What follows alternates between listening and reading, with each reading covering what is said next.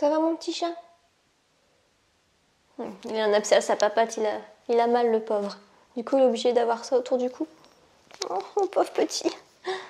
Oh là là là là là là. Le grand blessé de guerre. Oh là là. Pauvre bébé. Email marketing, 5 façons de vendre par email. Bonjour et bienvenue dans cette nouvelle vidéo. On va voir différentes façons de vendre par email parce que je trouve que chacun doit avoir son style pour vendre par email. Alors vous avez peut-être déjà entendu dire que l'argent est dans la liste. C'est vrai en grande partie, l'argent est dans la liste. Pourquoi? Parce que on récolte les adresses email des prospects et on leur vend, on leur propose d'acheter des formations pour ceux qui veulent aller plus loin. Alors, on va voir 5 façons de vendre par email et la première, c'est l'email quotidien. Beaucoup d'entrepreneurs prônent l'email par jour parce que ça marche. Alors, ça marche si, bien sûr, on a une certaine discipline à le faire. Je sais que moi, c'est pas le cas. En fait, je n'aime pas avoir des petites routines, en fait, des trucs réguliers ou voilà, j'ai pas envie d'avoir ça. Je préfère, en fait, planifier les choses. Je préfère...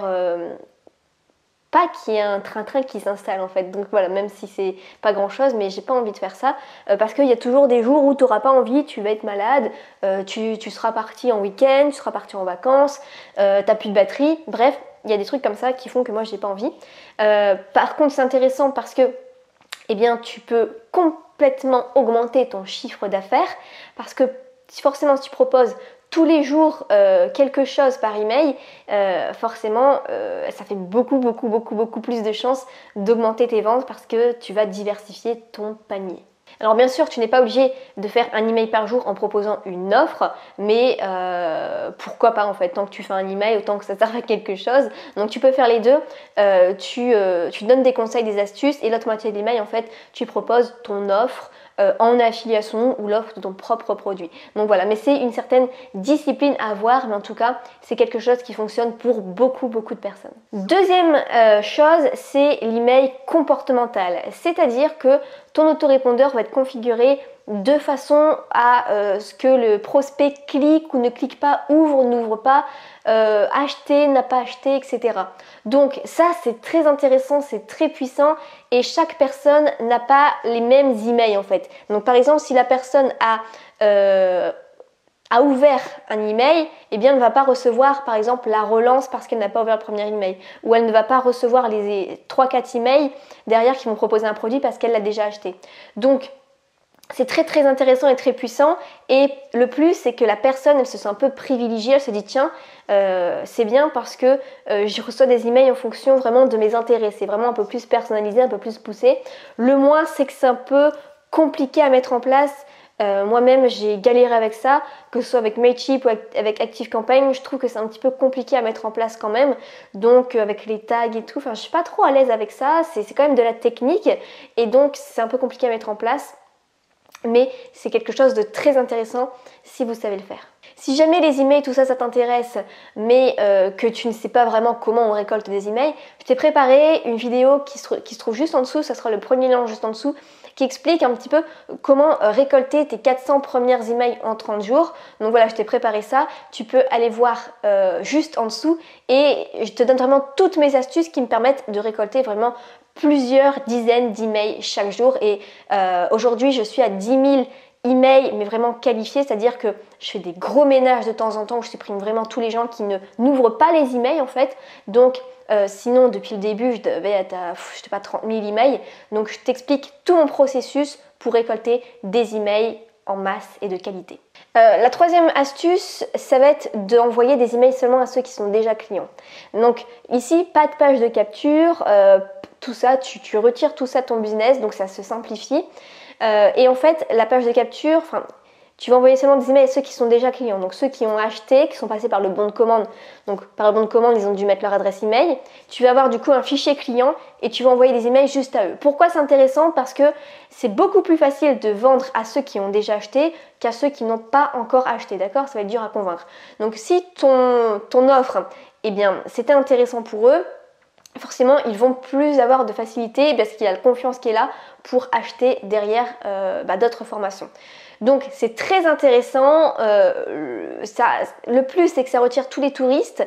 Tu as une base de clients vraiment qualifiés, tu sais que c'est que des clients. Le moins, c'est que forcément, à côté, tu peux perdre des ventes, tu peux perdre des ventes qualifiées de gens qui juste hésitaient. Mais du coup, comme ils n'ont pas reçu tes offres, forcément, ils n'ont pas acheté. Quatrième méthode, c'est la mienne, parce que moi je n'arrivais pas à trouver ma méthode par email. Je n'ai pas l'email par jour, l'email comportemental c'était compliqué à mettre en place pour moi. Bref, du coup, je me suis dit, ok, quel est le genre d'email qui pourrait me correspondre? Et j'avais pas envie de forcer à la vente tous les jours. J'avais pas envie de proposer que des offres par email parce que sinon ça sert à rien que la personne va s'inscrire sur ma liste, parce que si c'est pour la saouler tout le temps avec des offres, c'est pas la peine. Je voulais vraiment faire un truc du genre, je te raconte une histoire, en même temps je te donne plein d'astuces, je te force pas à la vente, mais par contre tu peux quand même accéder à mes produits dans ces emails, mais c'est vendre sans vendre.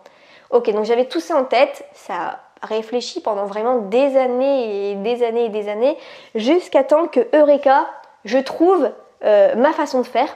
Donc en fait, c'est une série de 20 emails étalés sur 40 jours. Dans le premier email, c'est la bienvenue, tout ça, je raconte un peu mon histoire. Et à partir du deuxième email, je vais raconter une histoire d'une femme qui est juriste dans un cabinet d'avocats, qui souhaite créer son entreprise sur internet. À côté de ça, il y a une histoire d'amour, etc. Il y a du suspense à la fin de chaque email, un petit peu comme les séries Plus belle la vie ou Demain nous appartient. Et à chaque fois, on doit attendre donc 2 jours pour attendre l'email d'après. Et dans chaque email, je raconte une histoire, mais je raconte aussi la façon dont Sarah s'y prend en fait, la façon dont elle va monter son business, les questions qu'elle se pose, les challenges auxquels elle fait face. Et donc du coup, derrière, mon prospect s'identifie parce que c'est un peu son histoire aussi qu'il est en train de vivre, parce que moi, c'est quand même, on va dire, 80% de débutants qui découvrent tout ça, qui ne sont pas encore bien installés. Et du coup, ils se reconnaissent dans l'histoire. Et il y a un taux d'ouverture qui est juste excellent parce que sur chaque objet d'email, c'est épisode 1 sur 20.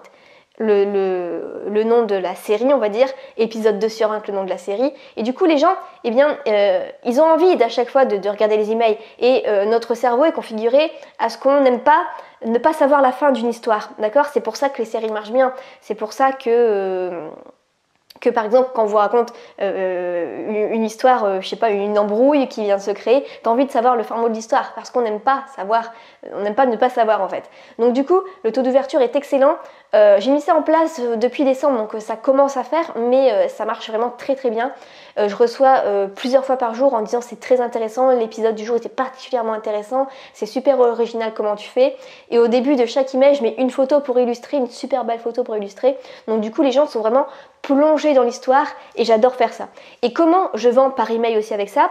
Eh bien, dans le premier email, je dis que chaque mot-clé qui est souligné renvoie vers une formation. Par exemple, il y a une phrase qui dit Sandra se pose des questions sur l'organisation. Voilà, c'est un truc basique. Hein. Et du coup, l'organisation va être soulignée et ça va renvoyer vers ma formation sur l'organisation. Donc voilà, j'apporte de la valeur, je ne force pas les gens à acheter. Ça reste, ça reste lisible, ça reste cohérent. Enfin, ça ne va pas embêter ceux qui ne veulent pas acheter en fait. Mais j'apporte toujours de la valeur avec cette histoire. Donc voilà, ça marche très très bien et moi j'adorais faire ça. Et franchement, ça explose, mais vraiment tous les résultats que j'ai attendus. Et ça me correspond, ça marche. Donc c'est une façon innovante en tout cas que j'ai apporté ici de créer l'email marketing. Cinquième et dernière idée, c'est l'email un peu personal branding. C'est-à-dire que vous allez de temps en temps juste donner de vos nouvelles comme à votre meilleur ami par email. Par exemple, vous racontez qu'en ce moment vous êtes en train de lire un livre, ce qui était intéressant dans ce bouquin, ou même que vous êtes en train d'écrire votre propre livre, que vous allez être conférencière à un séminaire, que vous allez, je sais pas, qu'en ce moment vous faites face à un défi, que vous ne savez pas quel choix faire. Bref, vous donnez de temps en temps les nouvelles sur qui vous êtes, vos projets, votre histoire, tout ça. Ça va créer vraiment une relation avec votre audience. Le moins, c'est que forcément, au niveau des ventes, c'est pas trop ça. Mais en tout cas, ça peut être bien pour une sorte de Vous allez transformer un petit peu l'emailing en réseaux sociaux en fait, pour de temps en temps dire ce que vous devenez. Mais les gens, justement, si vous suivent, ils adorent suivre votre histoire tout au long de votre vie en fait, et savoir de temps en temps ce que vous devenez, voir un petit peu les coulisses de votre entreprise. Voilà pour cette vidéo. Si vous avez aimé, n'hésitez pas à mettre un petit like juste en dessous. Si vous avez d'autres méthodes emailing à me donner juste en dessous, ce sera avec plaisir. Et on se retrouve dans une prochaine vidéo. Ciao!